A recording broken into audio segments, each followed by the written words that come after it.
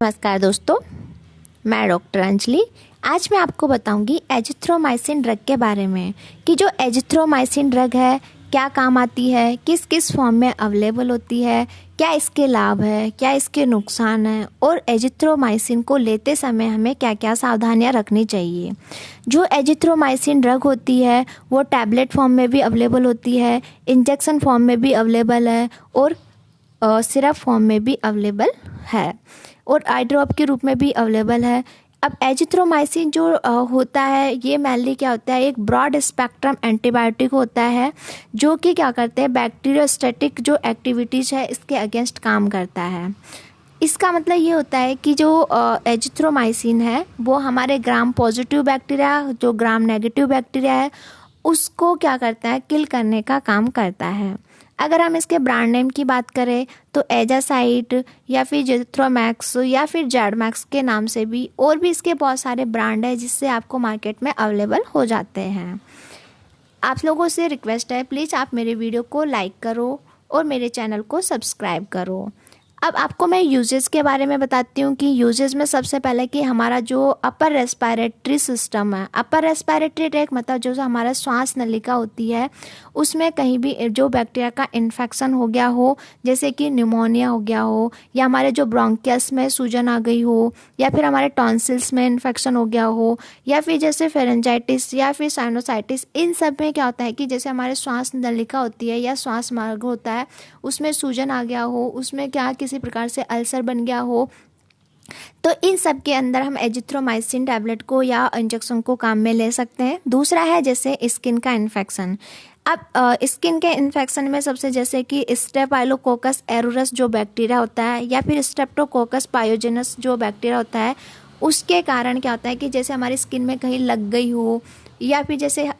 Skin का अपर वाला जो पार्ट है, अपर लेयर होती है वो हट गई हो, तो इसके कारण या फिर जैसे हमारे स्किन पे जो बाल है वो खिंच गए हों तो उससे भी क्या होता है, इन्फेक्शन हो जाता है वहाँ पे बैक्टीरिया का, जैसे स्टेफाइलोकोकस एरुरस का या जैसे मिट्टी के कांटेक्ट आने में इससे क्या होता है स्ट्रेप्टोकोकस पायोजेनेसिस, इनसे क्या होता है वहाँ पे एब्सिस का फॉर्मेशन हो जाता है इन्फेक्शन होने के कारण। तो इन सब में हम एजिथ्रोमाइसिन को काम में ले सकते हैं। ईयर इन्फेक्शन जैसे हमारे कान से पस निकल रही हो, कान में दर्द हो रखा हो, कान में सूजन आ रखी हो, तो उसमें भी हम एजिथ्रोमाइसिन टैबलेट को काम में ले सकते हैं। सेक्सुअली ट्रांसमिटेड इन्फेक्शन जैसे कि हमारे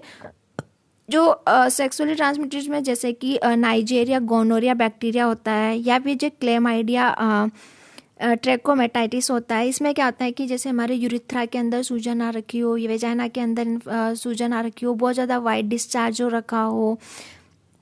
इन सब के अंदर क्या होता है कि हम एजिथ्रोमाइसिन को काम में ले सकते हैं। दूसरा होता है जैसे कि बॉन का इन्फेक्शन। पांचवें में बॉन इन्फेक्शन में क्या होता है कि सबसे ज़्यादा जैसे कि स्टेफाइलोकोकस पायोजेनिक हो या जैसे किसी कारण से इसमें क्या होता है बॉन किसी भी जैसे बहुत ज़्यादा प्रेशर पड़ने से उसके मल्टीपल रूपों में टूट गया हो या 2 या 3 पार्ट में टूट गई हो या एक दूसरे से जो बॉन आपस में रब करती है तो वहाँ पे क्या होता है, रब होने से क्या होता है बैक्टीरिया का इन्फेक्शन होगा जैसे ही, या इस ऊपर की स्किन रिमूव हो गई हो और बॉन दिखने लग गई हो तो वहाँ पे भी क्या होता है कि इन्फेक्शन होने के बहुत ज़्यादा चांस होते हैं। तो हम उसमें भी क्या होता है एजिथ्रोमाइसिन टैबलेट को काम में ले सकते हैं। जो एजिथ्रोमाइसिन ड्रग होती है वो किस किस रूप में अवेलेबल होती है, ये टैबलेट के रूप में भी अवेलेबल होती है, सिरप फॉर्म में भी अवेलेबल होती है, आई ड्रॉप के रूप में भी होती है और इंजेक्शन के रूप में भी अवेलेबल होती है। डोजेज की बात करें तो जैसे ये इंजेक्शन के अंदर 500 mg का वायल आता है या 1 ग्राम का भी वायल आता है। टैबलेट फॉर्म में जैसे 250 या 500 mg की टैबलेट्स रूप में अवेलेबल होती है और सिरप फॉर्म में ये 100 ml या 200 ml रूप में भी अवेलेबल होती है। अगर एजिथ्रोमाइसिन टैबलेट का जो टाइम पीरियड होता है तो मेनली जो इसका टाइम है हमेशा एजिथ्रोमाइसिन को कब लेना चाहिए, तो हमेशा इसको खाना खाने के बाद में लेना चाहिए, क्योंकि अगर इसको भूखे पेट लेते हैं तो एसिड का सिक्रेशन बहुत ज़्यादा बढ़ जाता है। उससे क्या होता है हमारी जो म्यूकस मेम्ब्रेन को भी क्या करती है, ये डैमेज करती है और वहाँ पे घाव बना देती है, अल्सर का फॉर्मेशन कर देती है। इसलिए हमेशा खाना खाने के बाद में लेना चाहिए। अब अगर हम इससे बात करें कि कौन कौन से इन्फेक्शन में हमें कितनी कितनी मात्रा में टैबलेट को देना चाहिए, तो जैसे माइल्ड से लेकर के मॉडरेट जो बैक्टीरिया का इन्फेक्शन है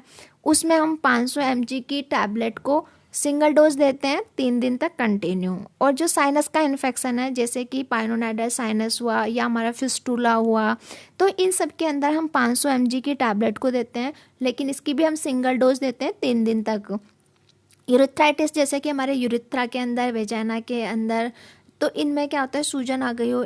उसमें ईचिंग हो रखी हो, वाइट डिस्चार्ज बहुत ज़्यादा मात्रा में हो रखा हो, या फिर जैसे हमारा जो सर्विक्स है उसमें भी सूजन आ रखी हो, या फिर जैसे गॉल ब्लैडर है उसमें सूजन आ रखी हो, तो उसके अंदर भी हम 1 ग्राम की सिंगल डोज देते हैं 3 दिन तक कंटिन्यू। या हमारा जैसे अपर रेस्पिरेटरी ट्रैक है, जैसे मैंने बताया था, न्यूमोनिया हो सकता है या टॉन्सिलाइटिस हो सकता है या ब्रोंकाइटिस होता है, इसके अंदर 250 mg की टैबलेट की सिंगल डोज देते हैं हम 5 दिन तक कंटिन्यू। साथ में जैसे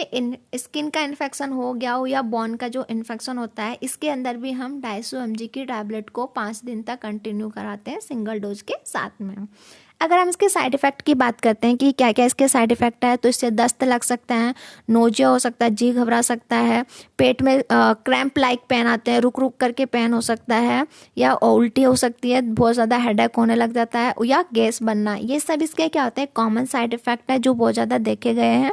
कॉन्ट्राइंडिकेशंस की बात करते हैं कि हमें किस में अवॉइड करनी चाहिए एजिथ्रोमाइसिन को, तो जैसे जिनको लीवर डिजीज है बहुत लंबे समय तक, या जिनको किडनी डिजीज है, या फिर जैसे जिनकी ईसीजी है वो इरेगुलर आ रही है, या फिर जैसे प्रेगनेंसी के टाइम में स्पेशली जो फर्स्ट जो ट्राइमेस्टर होता है उसके अंदर, या ब्रेस्ट फीडिंग करवा रखे हैं, जो बच्चों को ब्रेस्ट फीडिंग करवाती है उनके अंदर, या फिर जैसे बहुत लंबे समय तक पेशेंट बीमार है और बहुत ज़्यादा एंटीबायोटिक ले रखा हो उसने, उसके अंदर, या फिर जिससे एजिथ्रोमाइसिन को एलर्जी हो, जिनके लिए बहुत ज़्यादा सेंसिटिव है, तो उसमें हाइपर सेंसिटिव की कंडीशन में हमें एजिथ्रोमाइसिन टैबलेट को अवॉइड करना चाहिए।